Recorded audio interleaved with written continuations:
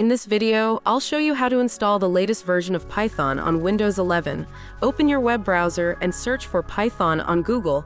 Click the official link, python.org. Once you're on the site, hover over the Downloads menu. The latest version will be shown right there. Click to download it. After the installer downloads, open it in the Setup window. Make sure to check Add Python to Path and select Use Admin Privileges. Now click Customize Installation on the next screen. Keep everything selected. It will install useful tools like pip for managing packages and idle, a basic editor for writing Python code. Click Next. Now check Install for all users and click Install.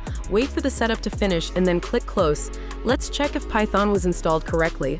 Open the Start menu, type CMD and press Enter. In the command prompt, type Python version. If it shows the version number, Python is installed successfully. Now let's run a quick Python command. Just type py and press Enter to open the Python shell. Then type print hello world, press Enter and your message will be printed. For a better experience, you can also use idle, which was installed automatically. Search for idle in the Start menu and open it.